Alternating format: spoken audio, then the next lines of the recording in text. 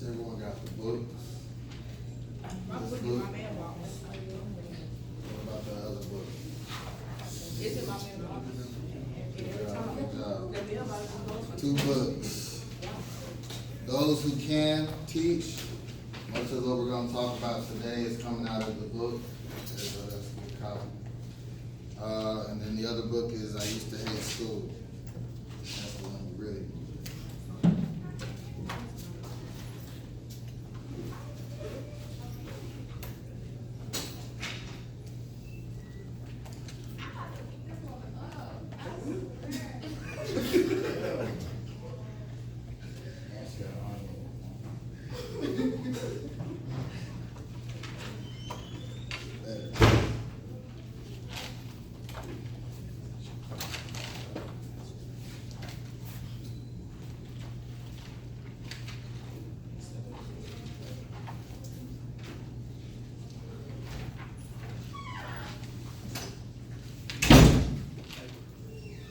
The assignment from typo, You can write it down.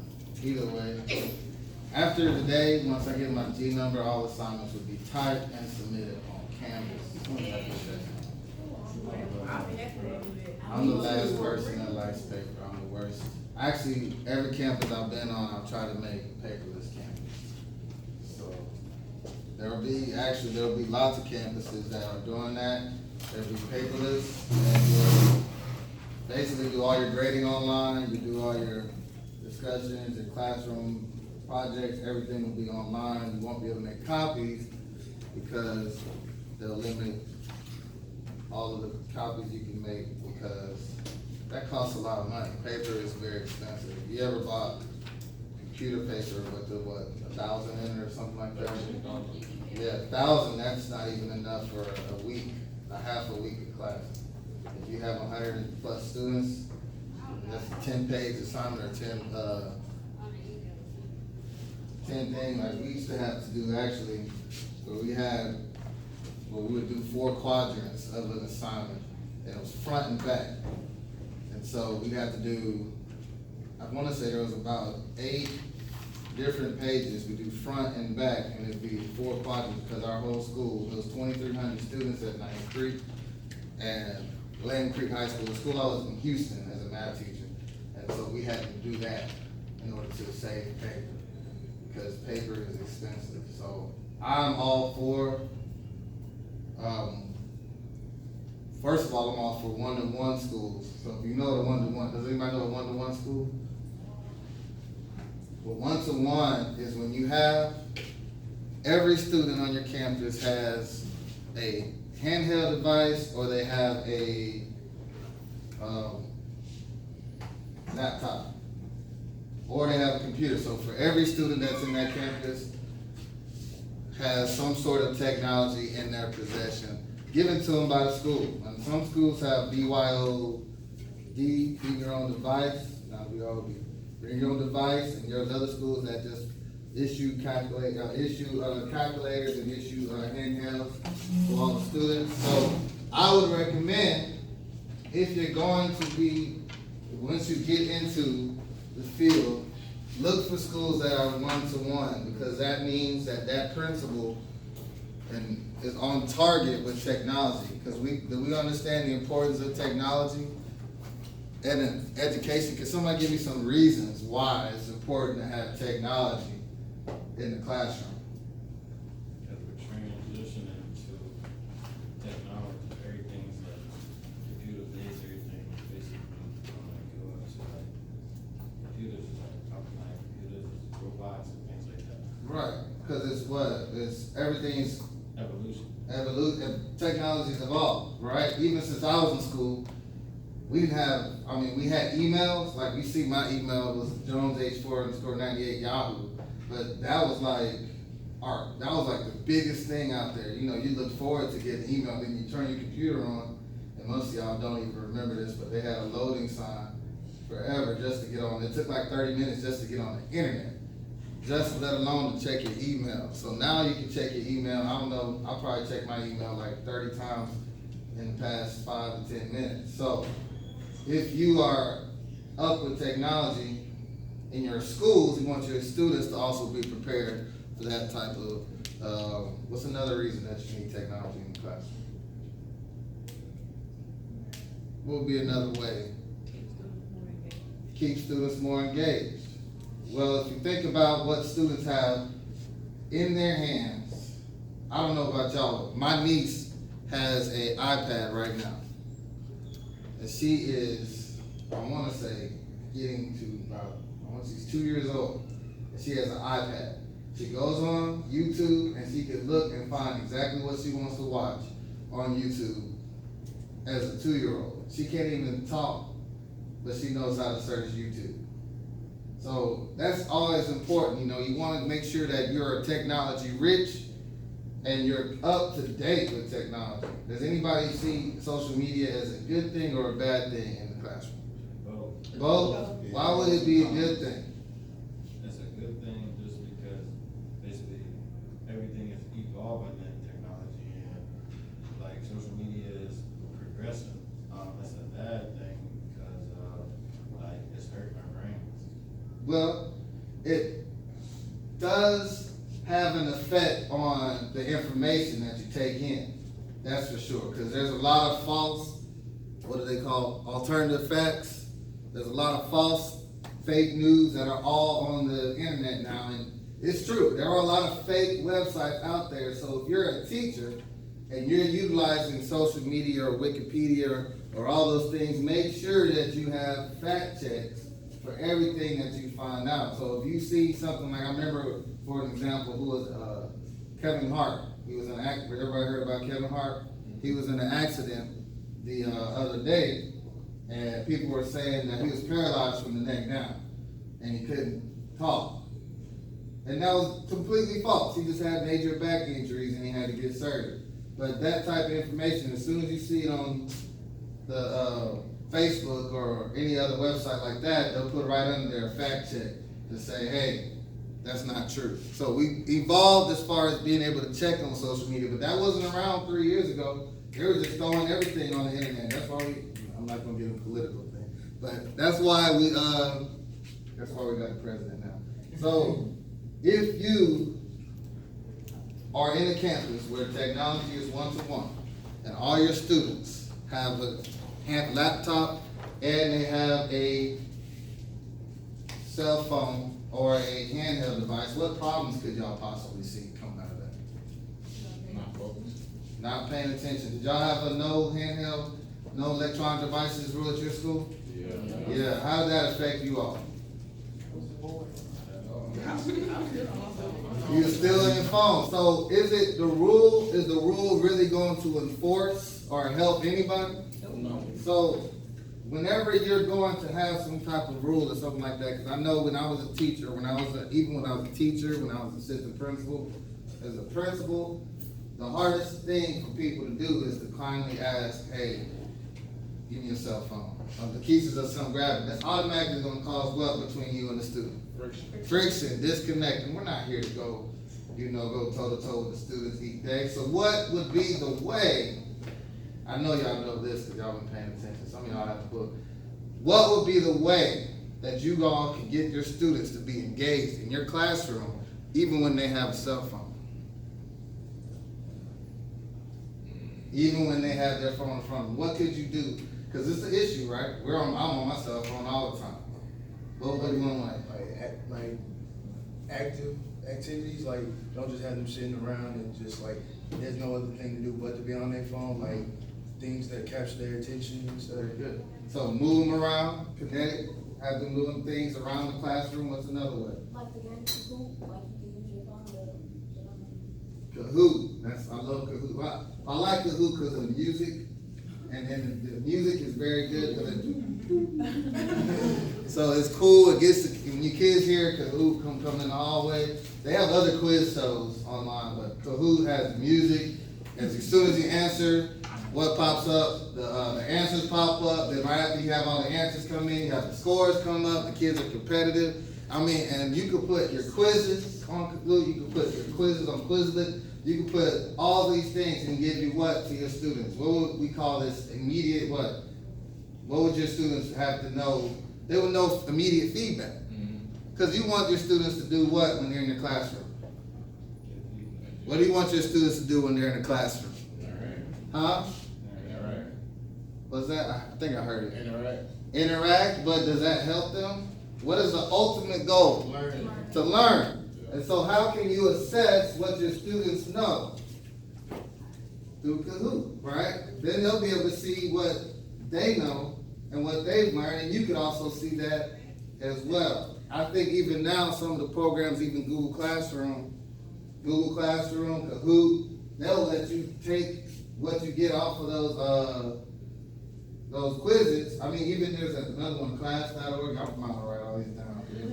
Class.org, Google Classroom, Google Forms, Kahoot, all these Quizlets, first surveys. I'll give you all that information too. All those things can give you immediate feedback for your students so they can go ahead and know where you are and where they are. And you can download it into an Excel spreadsheet, copy and paste that bad boy and put it right there in your grade book, and your teaching job is halfway done. Because you can assess your students, right? I mean, how many times do you see teachers saying, man, I've been grading all night, this is stressful, right? All the time, right? But that's one way that you could eliminate one obstacle, one barrier to having fun in teaching. Well, fun, it's gonna be fun because you won't have to grade as much, by using technology. So I'm always on board. I'm a big technology, that's why I'm probably still talking about it. I'm a big advocate for integrating technology into the classroom every single day. Every single day. That's why it's a struggle for me right now when I'm writing on the whiteboard and I don't have Canvas, because I would literally just send you all everything I'm trying to say and y'all send it back. There are so many methods. I know there's even if you're on Twitter, you develop a Twitter site for your kids. They can ask you the answers, correct? Right? They can send you replies on what you need to do. They can DM you on whatever you need to do. So it's just so many different uses for technology. And I won't have a class of mine that will go in as teachers and be like, well, I don't want no cell phones in my classroom. I couldn't have it. And as a principal, so one thing that we did actually on my campuses when I was in Corpus Christi, I'm just talking about technology today because I want y'all to understand the importance of it. Because we had this method where we called red light, green light method. And so what we did was the students would walk in every day, and on the front of the classroom, we had a shoe bag. You know the shoe where you put shoes in? Everybody has shoe? Yeah, it's a clear plastic shoe bag, and then next to the shoe bag, we had outlets right here. And on the outlets, it had two surge protectors coming out. So guess what the kids can do with the phone? They can charge it right there. And you have the shoe bag where they would put their phone in the slot every time they come in. Now, mind you, every student's not gonna just walk in every day and automatically want to do that. So you have to have a what? You have to have an incentive. So we had 3 levels to that. We had the red light, which meant no phones at all. We're testing. You cannot use your phone at all. You cannot use it for any educational purposes, anything. So absolutely no phones. And that's when we had, I'll just put a red slip of paper up here, like a construction paper, and the students will know when they walked in, no phones. If I see a phone, I'm taking it up, which, you know, hardly happens. So now, when you have yellow, Yellow was if we had the opportunity to utilize our phones for educational purposes only. So if you're doing a project, you're doing a research assignment, you're doing something like Kahoot, or you're doing something like on a Google Classroom, or you're looking at YouTube, or those things for your students, which you should do every single day in the classroom, because every single student that you're going to have at this point is going to have some sort of smart device in their hands. Am I correct? When they leave school and when they come back, so you should be doing stuff like that every single day. So the yellow was for educational purposes only, which I encourage all the teachers on my campus to use yellow every day, because yellow makes sense. You can determine whether you want to use it or not, and it was easy. And then if they did well for the week or did well for a time, we had green light, so they could use their phones for anything. But not anything, you still have to monitor, because you know how kids are. Y'all, they know they'll do whatever you allow them to do if you do not monitor. If you do not check them, you don't see, you don't move in proximity or do like this around them, they'll be on whatever. We do the same thing, so keep in mind, kids are just small adults that doesn't have, their brain hasn't fully developed yet. I'm doing this part because that's what they say, the men don't develop until a certain amount of time. So this is where their brain hasn't fully developed, so their decision-making process is a little different. As adults, we know how to just like, you know, tap on the phone. You know what I mean? Like kind of like we did, tap on the phone, just leave it to the side and kind of think, okay, it's not going to be a bad situation. But sometimes you'll have kids, this is what they'll do most of the time.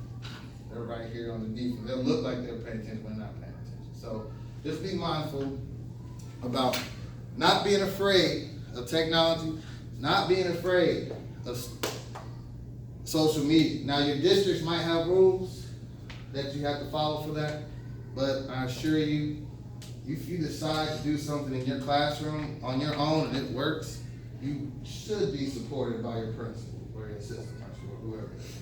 Listen, if it works, it works. If it don't work, then don't do it. I mean, that's one thing you don't, whatever there's something in teaching, try it.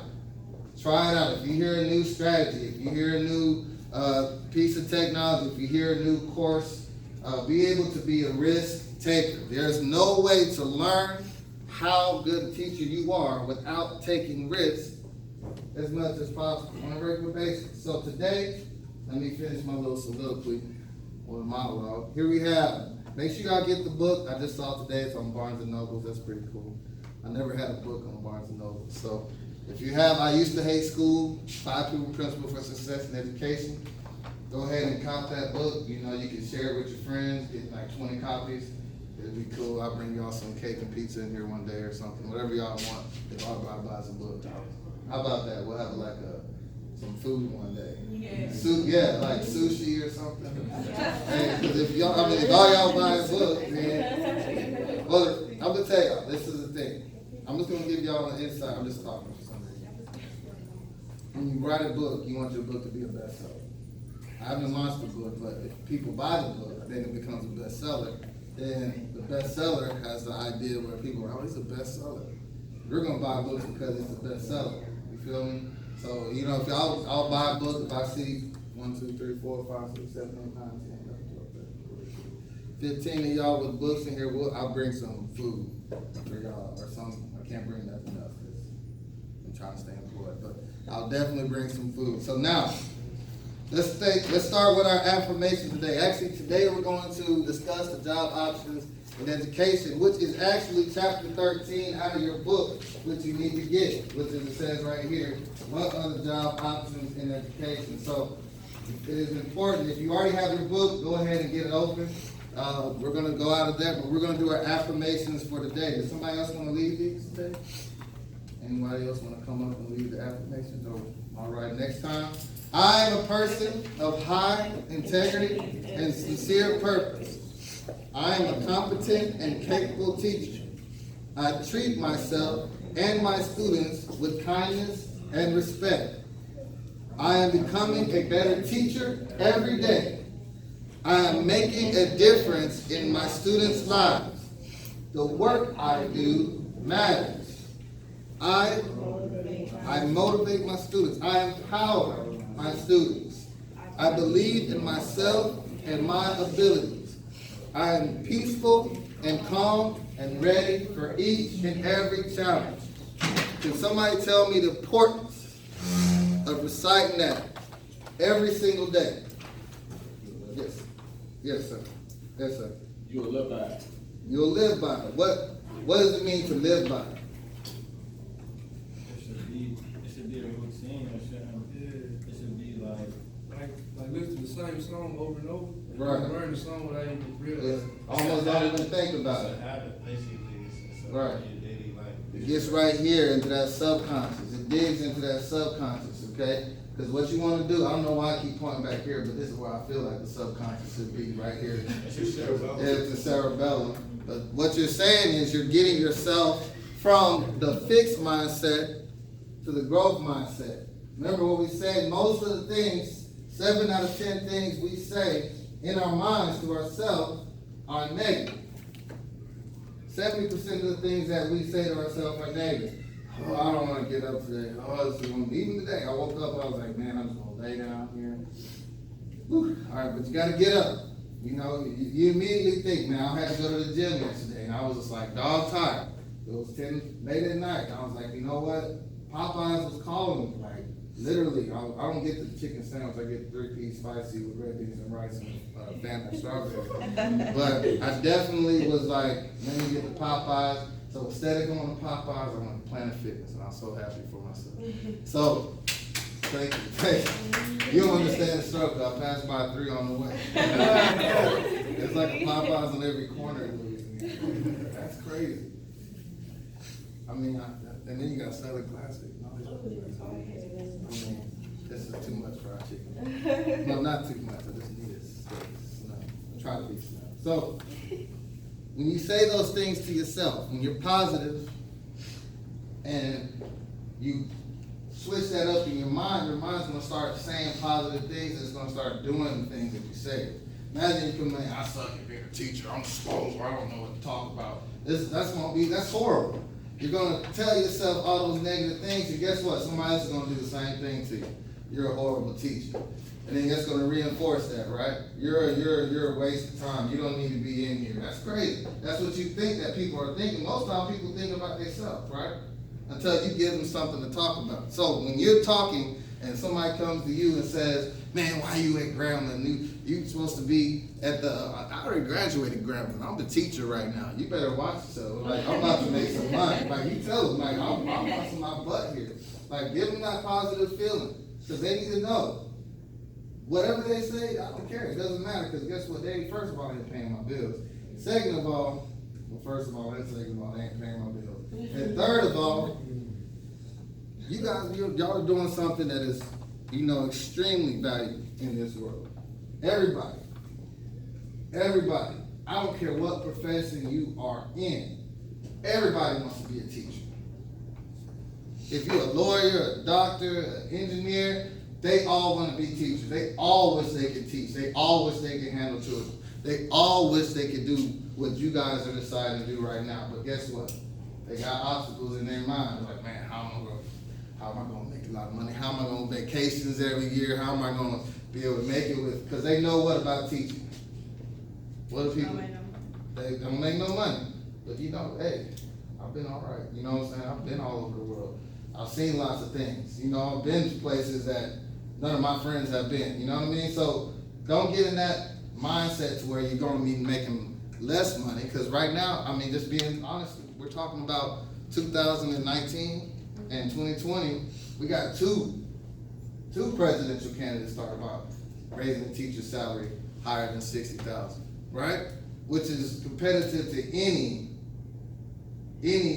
field. Engineering starts out at $60,000. So by this time next year, we could be voting, or you guys, I know y'all gonna vote. I'm not gonna be political. I think that's what gets people in trouble. But if you decide to vote, I would vote for the one that wants to get rid of student loan debt and raise the teacher pay. Then, hey, my life is excellent. I'm doing great. I'm rich, really. So, y'all see me. I come here in some fly suits. I got this suit back in 2013. 3? It's a long time. But, it will be different. So make sure you guys pay attention to the news when you're talking to people about, you know, politics. And how important is it as a teacher to know about politics? Very important, because guess what? You can be voting for somebody who be against teacher, like, We have. But we do, and then you want to make sure that when your kids walk in the classroom that you're able to talk to them about stuff. You don't necessarily have to talk to them about the politics, but if somebody comes in your classroom, a student or a student comes in your classroom, they want to talk to you about, how much they hate, how much they hate that the immigrants are coming across the border or something like that. You want to be able to have some sort of reflective, say, well, let me not talk about this right now. Because you can't really just come to them with a clear political viewpoint on that, but you can state your opinion. What I would say was, in my opinion, we're all immigrants. And except for the black people that are here, because we were slaves. And so if that's the case, then we need to look at what our laws were from the very beginning. But that's my opinion. And so I keep my opinion up to myself as much as possible, but except for here for some reason. So now let's take a look at ESSA. If you have your assignment, ESSA, what does ESSA stand for? every student succeeds. Every student succeeds. So what is it all about? The purpose is to provide all children with the opportunity to receive fair and high quality education. So purpose is to make sure that all children receive a fair and high quality education. So is that something that you all believe is being done in today's society? What is the importance of, why is there a necessity for an act like that to be passed? Why is that necessary? I'm sorry. Okay. Go ahead. Discrimination. Discrimination. Like, special education students. Bad students. That's true. Any other reasons? Discrimination, bad students? Low-income families. Low-income families, which you have low-income families, normally they're the whole school, a lot of the schools are low-income families. And the reason why, I'm gonna give that, because he said discrimination, that kind of goes hand in hand. Because the areas that receive the least amount of money in the poorest neighborhoods tend to have the what? The highest dropout rate, highest incarceration rate, and they also have the poorest schools. Because the funds come from the school's public funding from the area around. So if you'll notice, you go to a nice neighborhood, the school will be decked out, looking very nice. But if you go to a bad, not I'm gonna say bad neighborhood, you go to a neighborhood that doesn't have, a Chick-fil-A, I guess, and you're not gonna see all the high quality buildings at the school. But it's really very important, because when we talk about every child succeeds versus no child left behind, what are some key differences? What are some key differences between the No Child Left Behind? Y'all remember No Child Left Behind? Mm. What was No Child Left Behind about? No child could complete a grade. Well, you don't want them to. Yeah. But if they did, they did. You understand what I'm saying? It was No Child Left Behind was saying that they needed to make sure that they were all passing the standardized test. And how effective was that for our schools? Not effective. Why do we think that standardized testing caused issues in our schools? Because that's what they focused on. Cause that's all they focus on. That's That's all all you they focus teach. on. That's all you teach. You can't, and literally, every school that's struggling, I watch it all the time. I see this all the time. Every school that's struggling or has poor ratings or something like that, you walk into the classroom and yes, they are teaching to the test. They are trying. I watch teachers that will literally be like, okay, here's how you would answer number 3 if you saw this on the test. And it's horrible. I mean, it's something that shouldn't be in education, but we have accountability measures that we have to get to in order to hold. Do you think there should be accountability measures for schools? Why do you think there should be accountability measures for schools? Accountability measures. Yes. You mean like for like the teachers and stuff? Teachers, students, like teachers, students, and scores. Like, what do you think? Do you think there should be like measures? Because a lot of things are measured off of what right now? Test score. What is the test in, Louisiana? I lead. EOCs, so the EOCs, we have the EOCs too.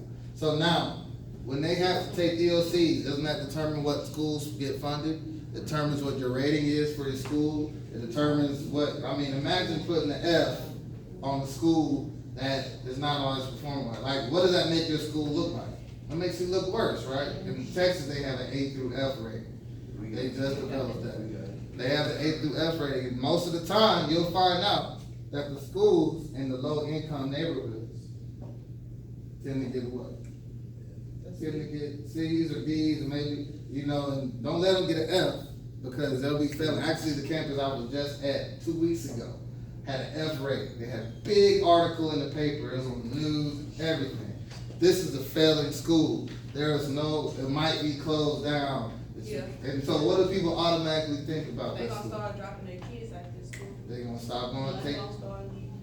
people gonna start leaving, it's gonna take funding away from the school. It's gonna also, man, you automatically get a bad perception about the school. It could be one of the best schools in this country, but because you aren't passing the test, you're gonna end up having, you know, a bad rating, and you're gonna look bad. You're gonna look like you're a failing school, and that's not necessarily the case all the time. So be careful for what you see with that. Anything else about ESSA? Any key things about that stood out as far as the early child, every child to succeed? Just helps you get engaged and learn. Right. So a big part of it was what? What'd you say? Engaged and learn. Engaging, making sure your students were engaged. So, what was it saying were the key components of ESSA? What were the key components? Is what? Student achievement, very important. So now, when you have Every Child Succeeds Act, what you had was now, instead of having the EOCs just based off of, you know, one set up score, right? Instead of it just being the scores that the students made on the test, now you have a chart. You have a pie chart. Has anybody seen that pie chart? Where you have the 4 different quadrants? This might be way over, but you have the 4 different quadrants, right? And you're measured off of different things. So you could be measured off of how many students are ready for college. Have you prepared them for post-secondary readiness? How many students are in attendance regularly? How many students are making progress towards passing? So that's the key thing. That's one thing that the Every Child Succeeds Act enforces, is that it's looking at the progress the students make. So not necessarily who passes and who fails, but who has made progress towards getting to a pass. So if you had a student made a 66, they'll just pick it out a number on their STAR Algebra 1 course, then their EOC Algebra 1 course, then the next year they take another math course, oh, it has to be the same type of math course, and they make a 67, they're making progress, right? They still didn't pass, but they progress. Yes, sir. You just said looking at the progress and succeeding. Progress and succeed. So now there's 4 parts to every exam, how you measure student, school's achievements. So, and then if you meet all those 4 parts in the way you're supposed to meet it, you meet standard. And then you won't have to have the F rating on your school report card. So, anything else about ESSA? I didn't cover everything. Anything else I left out? Yes, sir. With all the grade system, would that fall under this act too? Like, I know I'm from Atlanta, and we don't have D's anymore. Like, it's just A, B, C, F. Mm-hmm. And I know out here they still do D's. So like, does that fall under the act as well? You know, let me close the door. What's the lowest? 7. Anything 69 on that. Because I like what you said, because there's no grade. Why would Atlanta change their grade? Why do you think they changed their grade? Maybe the scandal, the G scandal. Do we think grades are an effective way of measuring student learning? No. Why not? It's discouraging, right? It kind of ranks and classifies students, right? So whenever you're a teacher, be cognizant of what you say. Because you're gonna have to grade papers. Be cognizant of what you say to a student and say, hey, you made an F, here's your D, here's your A, here's your F, here's your C. Because guess what? You're telling that student they're what? A failure. And are they a failure? No, because how many times as adults have we done something and not got another chance to do it? Every single time. I mean, I don't care. Even if you get pulled over by the police, they're going to take you to the jail. Oh, that's not used to cops. So if you get pulled over and the cop's going to give you a warning or they give you a ticket, can you stop driving? You have to stop driving forever? No. Like if you didn't pass your practice, how many different times you got to take it? You can still take it, right? So as adults, do you get other chances to take the science? So when you're handing your student a paper and you're saying, hey, this is your first attempt at learning.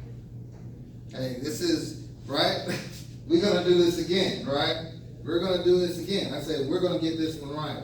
Because you'll understand it, and whenever you do it, whenever you give them a grade, make sure you break it down to content level. So that they know that when you hand them that paper, that, hey, we see that you messed up on here, here, and here. So we're going to have you come tutorials for this piece and this piece, but we might not necessarily have you come for the other pieces because guess what? You mastered that content, right? And that's the whole goal. You want them to learn. So keep in mind, I personally don't think grades have any place in school anymore. Matter of fact, I think that I keep saying my opinions, but matter of fact, I think that having a valedictorian, salutatorian, class ranking is a complete waste of time. I think the more value you give the students individually, when you come to them and talk to them about this is what you're going to master, in any amount of time. What I'm saying is, one of the biggest obstacles we have as teachers is what? What do we say is the biggest obstacle? What do you think is the biggest obstacles for teachers? What do they complain about the most? Kids paying attention. Kids paying attention, but why would you matter? What would it matter if the kid was paying attention or not? Getting through? Like, one of the things that, how long do you have the normal class time? Like 50 minutes. It's like 50 minutes. 45. Do y'all believe that that's enough time to get through anything in any subject? It's not enough time right here. Like now I'm talking to y'all right now. I hope I don't get, I got 6 things I need to talk about, and I got an hour and a half. So in mine, I always got to run the clock in my head. But you always got to say time is one of the biggest obstacles. But if you give your students a limited amount of time, then guess what? You eliminate the obstacle. Now you give them deadlines, you give them grades. But when you say, hey, we're going to work on this and we're going to do this again, guess what you're giving them what?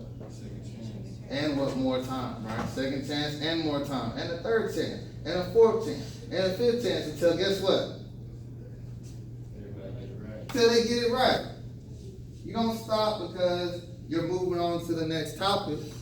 You keep harping on that subject until they get it right. If you're a basketball coach, right? Has anybody ever played basketball in here? I used to, yeah, okay, so we played basketball. Do y'all just stop when the kids don't know how to dribble?